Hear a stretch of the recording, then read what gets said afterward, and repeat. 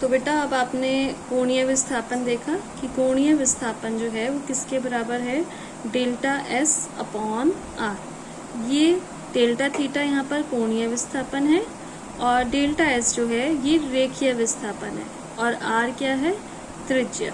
यहाँ से हम ये भी लिख सकते हैं कि delta S is equal to delta theta into R. एक तरह से ये कोणीय विस्थापन और रेखीय विस्थापन के बीच में संबंध भी है। अब आपको पता है कि रेखीय विस्थापन जो है उसको हम किस में नापते हैं, मीटर में, सेंटीमीटर में, किलोमीटर में। तो इसी तरीके से जो कोणीय विस्थापन है इसका जो मात्रक होता है, क्योंकि ये कोण से रिलेटेड है तो कोण का मात्रक क्या होता है, रेडियन। तो इसका मात्रक होता है रेडियन। ठीक है। अब नेक्स्ट मैंने आपको बोला था कि जैसे सरल रेखीय गति में रेखीय वेग होता है वैसे क्या होता है यहाँ पर, कोणीय वेग। अब आपको पता है कि जैसे जैसे जब कोई कण है वृत्त पर चलता है तो उसका कोणीय विस्थापन तो बदलता जाएगा। अब कोणीय विस्थापन बदलेगा तो कोणीय वेग भी बदलेगा। तो कोणीय वेग क्या होता है, जैसे वेग होता है वेग बराबर विस्थापन बटे समय होता है, वैसे ही कोणीय वेग क्या होता है, कोणीय विस्थापन बटे समय। किस वृत्तीय गति में किसी कण के कोणीय विस्थापन की समय के साथ परिवर्तन दर को हम क्या कहते हैं, कोणीय वेग। और इसे किससे रिप्रेजेंट करते हैं, ये देखिए ध्यान से, ये W की तरह बना हुआ है बट इसका नाम क्या है, ओमेगा। कोणीय वेग को किससे रिप्रेजेंट करते हैं, ओमेगा। आप में से कुछ बच्चों ने मुझसे पूछा था कि हम ये साइन कैसे याद रखेंगे। तो बेटा जैसे जैसे आप फिजिक्स में आगे बढ़ेंगे, नए नए चैप्टर्स करेंगे, नए नए साइन सीखते रहेंगे और आपको याद होता रहेगा। तो अब आज आपने एक नया साइन सीखा, ओमेगा, जो किसको रिप्रेजेंट करता है, कोणीय वेग को। तो ओमेगा जो है वो किसके बराबर है, यहाँ पर ऊपर बार लगा हुआ है क्योंकि ये औसत कोणीय वेग है। तो औसत कोणीय वेग omega is equal to delta theta upon delta T. जैसे आपने सरल रेखीय गति में पढ़ा था, यहाँ पर भी अगर हमें किसी क्षण पे निकालना हो कोणीय वेग, W इज इक्वल टू limit delta T tends to 0 delta theta upon delta T, और इसको हम क्या लिख सकते हैं, D theta upon D T. और ओमेगा यानी कि कोणीय वेग का जो मात्रक होता है वो क्या होता है, थीटा का मात्रक रेडियन, टी का मात्रक समय।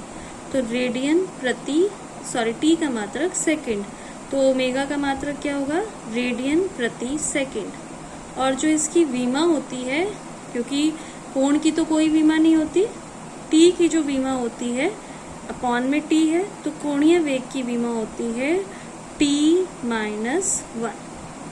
अब ये जो ओमेगा है कोणीय वेग, ये एक सदिश राशि है। अब इसका वेग हमें कैसे पता चलेगा कि कौन सी राशि है इसकी, तो इस चीज़ को आप नोट कर लीजिएगा, जहाँ आप अपने नोट्स बनाएंगे वहाँ पर इसको हाईलाइट कर दीजिएगा। अगर कोई वस्तु इस डायरेक्शन में चलती है, जैसे हम बोलते हैं एंटी क्लॉकवाइज, एंटी क्लॉकवाइज का मतलब घड़ी के विपरीत दिशा में। देखिए यहाँ मैंने बनाया भी हुआ है, ये अगर किसी कण की गति इस डायरेक्शन में है, घड़ी की विपरीत दिशा में, तो कोणीय वेग की दिशा क्या होती है, ऊपर की तरफ। ठीक है।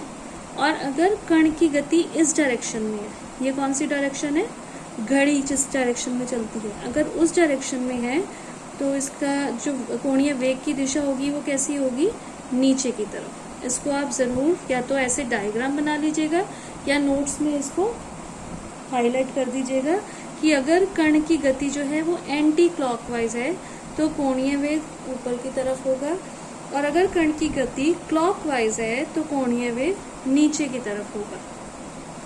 तो ओमेगा बार जो है, अभी आपने पढ़ा D theta upon D T. अगर हम एक पूरे चक्कर की बात करें, एक पूरे चक्कर में कण कितने डिग्री का कोण घूम जाएगा, ये कितने डिग्री का कोण होता है, 360 डिग्री, और इसको हम क्या बोलते हैं, 2 पाई। तो 2 पाई और एक पूरा चक्कर लगने में जो समय होता है, ये आपने 9th क्लास में किया है, उस समय को बोलते हैं आवर्तकाल। 2 पाई अपॉन टी ये फॉर्मूला भी कोणीय वेग का यूज हो सकता है। और 1/t जो है वो आवृत्ति के इक्वल होता है, तो omega is equal to 2πn भी हम लिख सकते हैं। तो ओमेगा के कई सारे फॉर्मूले होते हैं। ये फॉर्मूलेज जो हैं इनके डेरिवेशंस एग्जाम में नहीं आते हैं। ये फॉर्मूला, ये फॉर्मूला, ये फॉर्मूला, ये सिर्फ इसलिए बताए जाते हैं क्योंकि न्यूमेरिकल्स इस पे बेस्ड आ जाते हैं। अब न्यूमेरिकल में सपोज आपको डी थीटा दिया हुआ है, डी टी दिया हुआ है, मतलब कोणीय विस्थापन और समय दिया हुआ है, तब आप ओमेगा का ये वाला फॉर्मूला लगाएंगे। अगर आपको आवर्तकाल दिया हुआ है तब आप ओमेगा का ये वाला फॉर्मूला लगाएंगे। अगर आपको आवृत्ति दी हुई है तो आप ओमेगा का ये वाला फॉर्मूला लगाएंगे। तो डिपेंड करता है कि आपको कौन से मान दिए हैं, तो उसके अकॉर्डिंग आप फॉर्मूलेस लगाएंगे। ठीक है, जैसे ऊपर आपने क्या किया था, कोणीय विस्थापन और रेखीय विस्थापन में संबंध किया था, इसी तरीके से कोणीय वेग और रेखीय वेग यानी कि v में भी संबंध होता है। अब वो कैसे निकलता है, ये देखिए, v जो वेग होता है वो किसके बराबर होता है, विस्थापन बटे समय के, delta s upon delta t के। तो यहाँ से जब हम तत्क्षणिक वेग निकालेंगे v, limit t tends to 0, इसको हम क्या बोलते हैं, ds अपॉन dt। अब कोणीय विस्थापन आपने पढ़ा, delta theta is equal to delta s upon r। इसको अगर हम डेल्टा t से डिवाइड कर दें, delta theta upon delta t, 1/r बाहर आ गया, delta s upon delta t। अब अगर हम पूरे का ही तत्क्षणिक निकाल लें तो delta theta upon delta t किससे चेंज हो जाएगा, D theta upon D T से। Delta s upon delta t किससे चेंज हो जाएगा, D S upon D T से। तो D theta upon D T जो है वो किसके बराबर होता है, ओमेगा के बराबर। D S upon D T किसके बराबर होता है, v के बराबर। तो जो फॉर्मूला आया वो क्या आया, omega is equal to v upon r, या फिर v is equal to r omega. ये रिलेशन है रेखीय वेग और कोणीय वेग के बीच में। ये इम्पॉर्टेंट है, 2 मार्क्स में ये कई बार आ जाता है कि कोणीय वेग तथा रेखीय वेग में संबंध बताइए। इसका मतलब है जितना ज़्यादा r होगा रेखीय वेग भी उतना ही ज़्यादा होगा।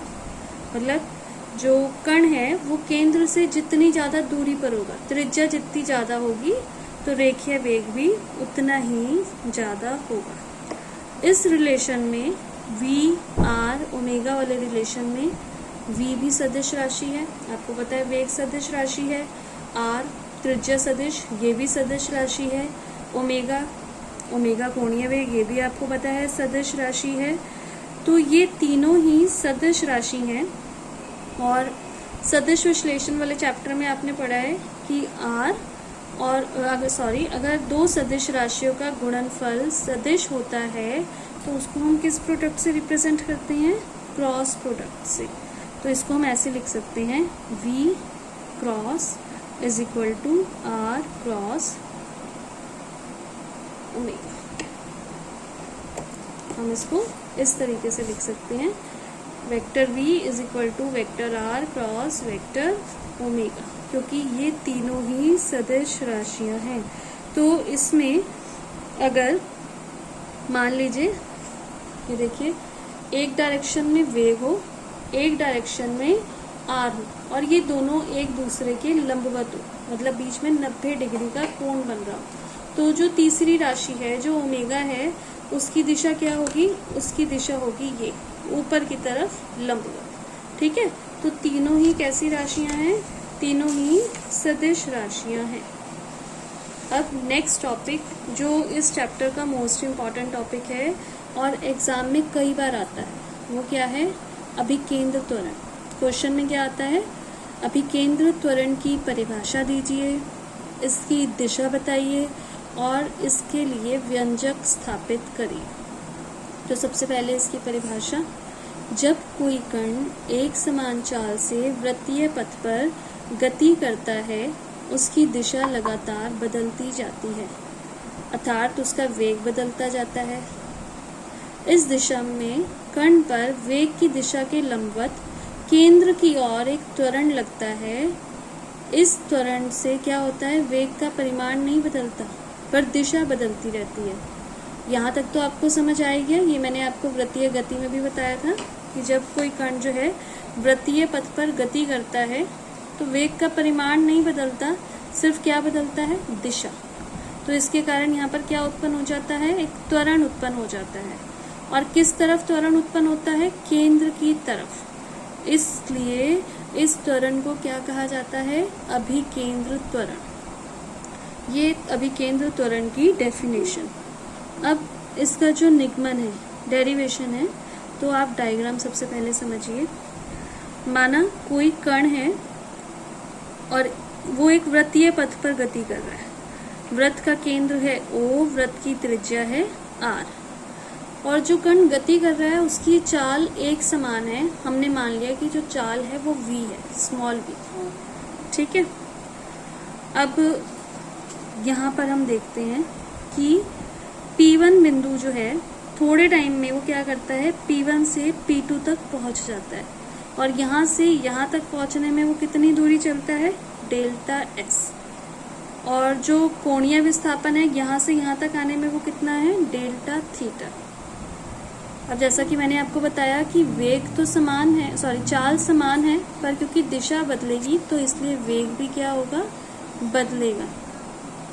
यहाँ पर दिशा देखिए ऊपर की तरफ है, यहाँ दिशा इस तरफ है, तो इसलिए यहाँ पर हमने वेग लिया v1 और यहाँ पर वेग लिया v2। यहाँ पर आप ध्यान रखिए v1 और v2 का जो परिमाण है वो एक समान ही है, और वो कितना है, v।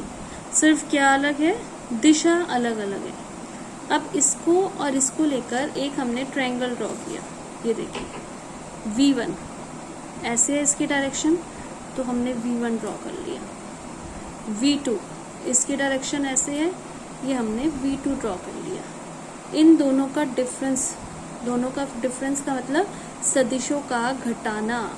यहाँ हमने सदिशों को घटा दिया। क्या है, डेल्टा v। डेल्टा v का मतलब क्या है, ये इसकी डायरेक्शन किधर है, v1 से v2 की तरफ। ये देखिए ये दोनों जो हैं ये इक्वल लेंथ के आपको ड्रॉ करने हैं। क्यों, क्योंकि जो चाल जो है वो कैसी है, एक समान है, इसलिए इक्वल लेंथ के आपको ये ड्रॉ करने हैं, ठीक है।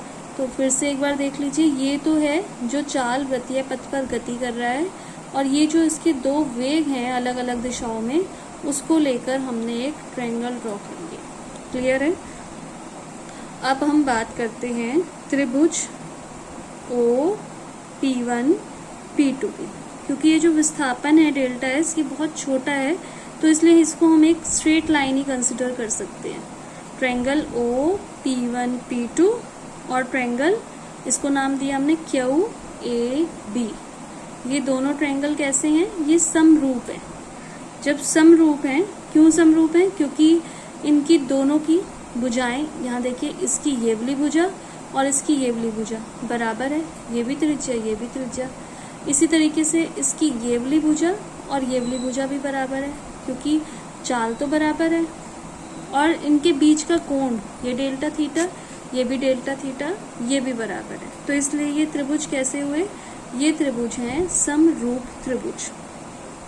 तो समरूप त्रिभुज हैं, तो इसमें हमने क्या लिया, P1 P2। P1 P2 कौन सा है, ये P1 P2। इसी तरीके से इस त्रिभुज में हम क्या ले लेंगे, जैसे यहाँ पर P1 P2 है, यहाँ पर क्या है AB, और अपॉन में या तो ये साइड ले लें या ये साइड ले लें, कोई फर्क नहीं पड़ता क्योंकि दोनों ही आर हैं। तो हमने ये ले ली OP1। इसी तरीके से इसमें चाहे हम ये साइड लें चाहे ये साइड लें, कोई फर्क नहीं पड़ता क्योंकि दोनों ही VB हैं। तो P1 P2 upon P1O is equal to AB upon AQ। P1 P2 का मान रखते हैं, वो रेखीय विस्थापन है इसलिए डेल्टा S। P1O का मान रखते हैं R। AB का मान रखते हैं डेल्टा V। AQ का मान रखते हैं V। अब डेल्टा V यहाँ से किसके बराबर हो गया, इस V को यहाँ ले आते हैं, तो V upon R delta S। पूरी इक्वेशन को डेल्टा टी से भाग दे देंगे। Delta V upon delta T, V upon R, delta S upon delta T. Delta V upon delta T वेग बटे समय किसके बराबर होता है? त्वरण के बराबर। Delta S upon delta T विस्थापन बटे समय किसके बराबर होता है? वेग के बराबर। तो अब ये इक्वेशन हमारी किसके बराबर हो गई? Delta V upon delta T को हमने क्या लिख लिया? A. V upon R, delta S upon delta T को किसके बराबर रखा? V. A is equal to V upon R into V. तो ये क्या बन गया? A is equal to V square upon R. ये है अभिकेंद्र त्वरण का व्यंजक। बट अभिकेंद्र त्वरण में रेखीय वेग नहीं होता, वहाँ पर कौन सा वेग होता है? कोणीय वेग। तो इसको हम चेंज कर देंगे। हमें पता है v इज इक्वल टू किसके होता है? Are omega. पिछला डेरिवेशन आपने किया, तो वो मान हम यहाँ रख देंगे। v is equal to R omega, square करेंगे R square omega square upon R. a is equal to R omega square. तो ये क्वेश्चन ये जो है ये आ गया अभिकेंद्र त्वरण। और अभिकेंद्र त्वरण का जो की दिशा होती है वो हमेशा किस तरफ होती है? केंद्र की तरफ। ये देखिए दिखाई हुई है, यहाँ पर भी केंद्र की तरफ, यहाँ पर भी केंद्र की तरफ, यहाँ पर भी केंद्र की तरफ। ये मोस्ट इम्पॉर्टेंट क्वेश्चन है। अभिकेंद्र त्वरण की परिभाषा, इसकी दिशा तथा इसके लिए व्यंजक प्राप्त करिए। या 4 या 5 मार्क्स में ये क्वेश्चन जरूर आता है।